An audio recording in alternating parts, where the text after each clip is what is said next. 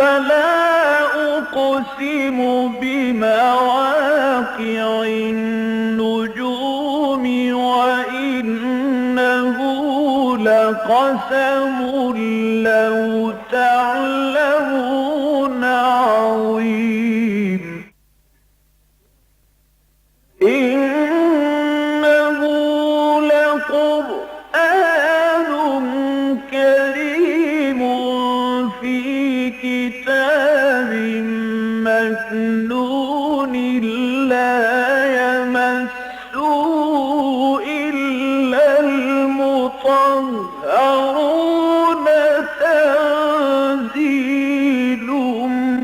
من رب العالمين.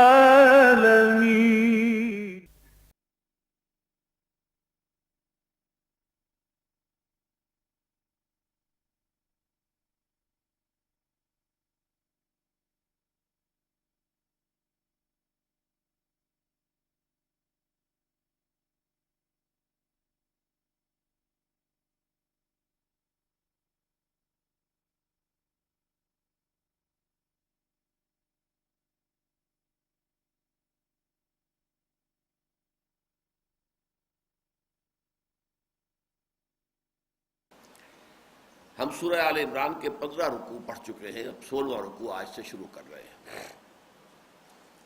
اعوذ باللہ من الشیطان الرجیم، بسم اللہ الرحمن الرحیم۔ یا ایھا الذین آمنوا ان تطیعوا الذین کفروا یردوکم علی اعقابکم فتنقلبوا خاسرین بل اللہ مولاکم وہو خیر الناصرین۔ سنلقی فی قلوب الذین کفروا الرعب بما اشرکوا باللہ ما لم ینزل به سلطانا ومأواہم النار وبئس مثوى الظالمین۔ وَلَقَدْ صَدَقَكُمُ اللَّهُ وَعْدَهُ إِذْ تَحُسُّونَهُم بِإِذْنِهِ حَتَّى إِذَا فَشِلْتُمْ وَتَنَازَعْتُمْ فِي الْأَمْرِ وَعَصَيْتُمْ مِنْ بَعْدِ مَا أَرَاكُمْ مَا تُحِبُّونَ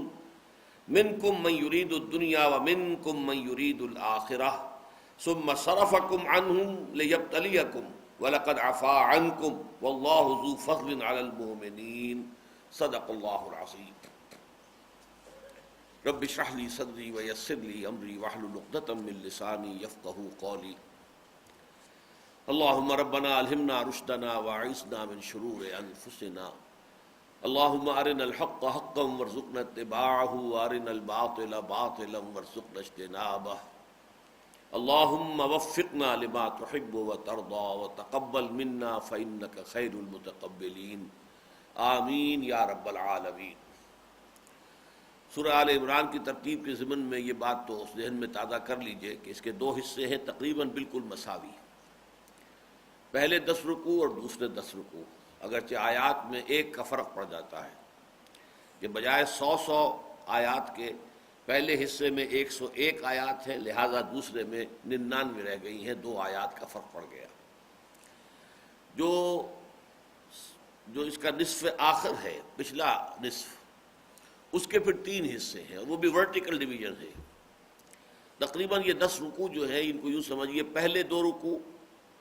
پھر 6 رکوع، پھر 2 رکوع۔ ان میں سے پہلے 2 رکوعوں میں اہل کتاب کی جو دشمنی تھی اور جو ان کے اندر بغض بھرا ہوا تھا مسلمانوں کے خلاف، لیکن مسلمانوں میں اوس اور خزرج کے جو لوگ ان کے ساتھ پرانے مراسم رکھتے تھے اور وہ اپنی سادہ لوحی کی بنا پر وہ ان کے جو خبث باطن تھا اس کو نہیں سمجھ پاتے تھے، وہ ان کے زیر اثر آ جاتے تھے، تو 2 رکوع تقریباً اسی پر مشتمل ہے کہ مسلمانوں کو متنبہ کیا جائے کہ ان کی اس جو ظاہری طرز عمل ہے اسے دھوکہ نہ کھاؤ، بلکہ یہ کہ ان کے اندر جو چھپا ہوا خبث باطن ہے اور جو بغض ہے وہ در حقیقت جو ہے اس کو سمجھو اور ان سے ان کے معاملے میں محتاط روش اختیار کرو۔ اس کے بعد آخری جو 2 رکوع ہیں وہ پھر یوں سمجھیے کہ ایک اس سورہ مبارکہ کے تکمیلی رکوع ہے،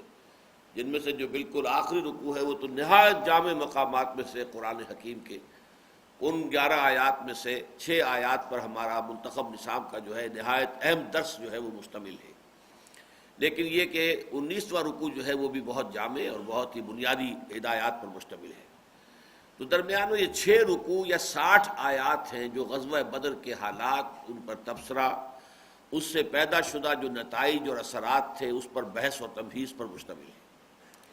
ان میں سے یوں سمجھیے کہ 6 میں سے 3 رکوع ہم نے پڑھ لیے اور 3 ابھی باقی ہیں۔ گویا کہ غزوہ احد سے متعلق جو بحثیں ہیں اس قرآن مجید میں، اس کے ہم اس وقت بالکل وسط میں ہیں۔ اور یہاں پر آج جو رکوع ہم پڑھ رہے ہیں اس میں سب سے پہلے تبصرہ ہو رہا ہے کہ غزوہ احد کے جو حالات پیش آئے اس کی بنا پر کفار اور مشرکین کے حوصلے بہت بلند ہو گئے، اور اہل ایمان کے حوصلے یقیناً کچھ نہ کچھ متاثر ہوئے، پست ہوئے۔ ظاہر بات ہے کہ یہ حوصلوں کا پست ہو جانا جو ہے سب کے ساتھ یکساں نہیں تھا، لیکن یہ کہ جو بہت ہی راسخ الایمان تھے ان کے تو حوصلوں پر کوئی بھی قابل ذکر اثر نہیں پڑا، لیکن ایسے لوگ بھی تھے کہ جو اتنے پختہ، اتنے یقین نہیں تھے، تازہ ابھی ایمان لائے تھے، لہذا ان کے ہاں ابھی ایمان اس درجے راسخ نہیں ہوا تھا، تو وہ اس صورتحال سے کافی متاثر ہوئے، اور اس سے فائدہ اٹھانے کے لیے کفار نے اب بڑھ چڑھ کر باتیں بنانی شروع کی کہ دیکھ لیا تم نے،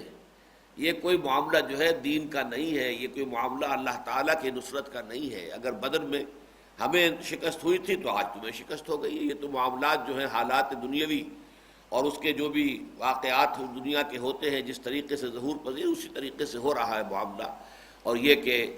اب دیکھو تم نے جنگ جو مول لے لی ہے قریش کے ساتھ تو تم سمجھ لو کہ تم نے غلطی کی ہے،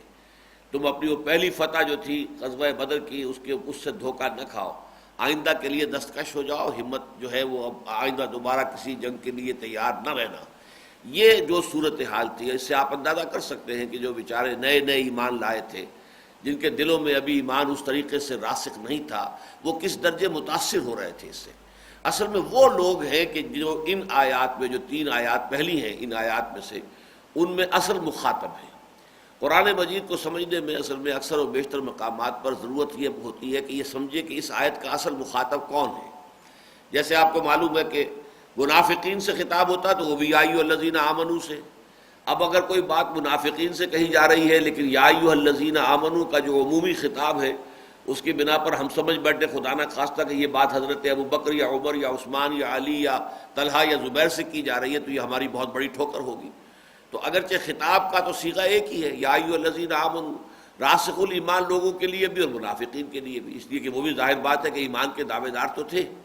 اس لحاظ سے آیات کا تعین کرنا کہ ان آیات کا رخ کدھر ہے، کس سے خطاب ہو رہا ہے، تو یہاں یہ سمجھ لیجئے کہ یہ جو آیات ہیں ان میں خطاب ان لوگوں سے ہو رہا ہے، ان مسلمانوں سے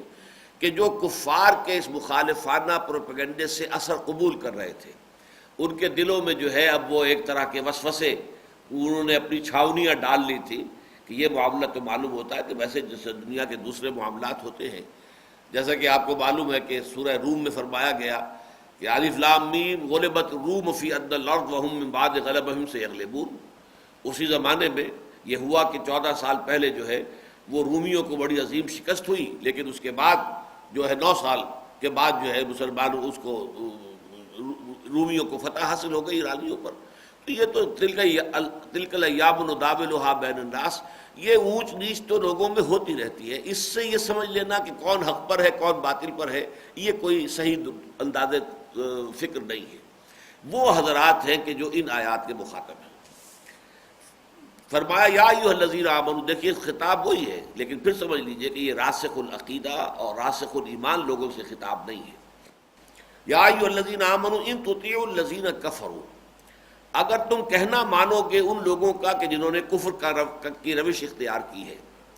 یہاں لفظ اطاعت کو سمجھ لیجئے، اطاعت جو ہے عام طور پر تو اس کا ترجمہ ہم کرتے ہیں کسی کی فرما برداری کرنا، کسی کی حکم برداری کرنا، کسی کے حکم پر عمل کر لینا، لیکن اطاعت کا جو اصل جو ہے اس کی روٹ ہے طوع، آمادگی۔ تو آمادگی جو ہے اس کا پہلا قدم یہ ہے کہ آمادگی کے ساتھ توجہ سے کسی کی بات سننا،